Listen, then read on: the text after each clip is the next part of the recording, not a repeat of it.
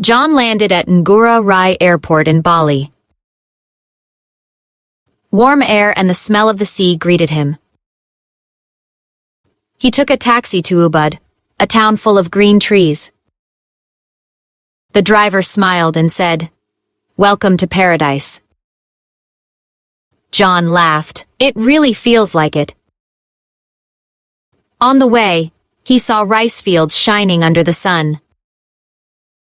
Colorful temples stood between the palm trees. He could not stop taking pictures. Bali is more beautiful than I imagined, he thought. The next morning he went to the monkey forest. A big sign said, "Sacred Monkey Forest Sanctuary." He bought a ticket and entered the gate. Monkeys were already sitting on the stone walls. Some were eating bananas, others were jumping from trees. "Wow, there are so many of them," he said. A guide named Diwa walked beside him. "Be careful," Diwa warned. "They like to steal things." John smiled nervously and held his camera tightly. One monkey climbed onto his shoulder. "Hey, little guy," John said, laughing. The monkey grabbed his sunglasses and ran away.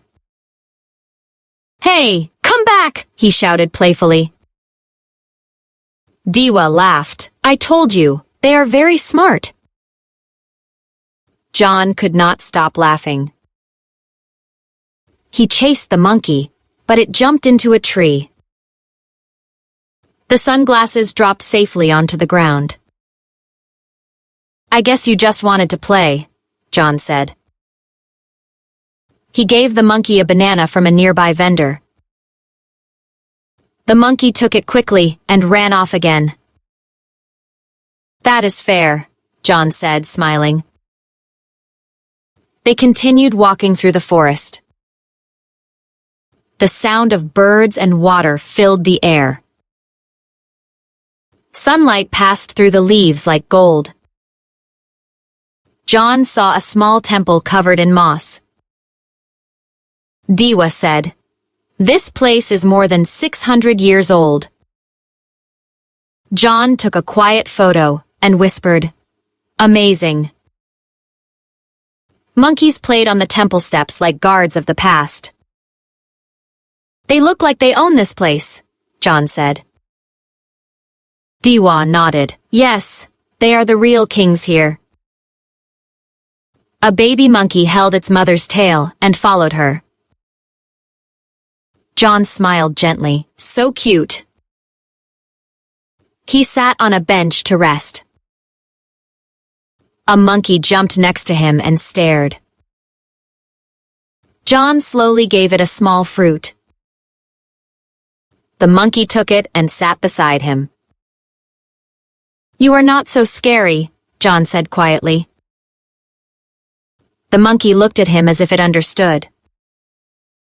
Maybe animals feel our hearts, John thought.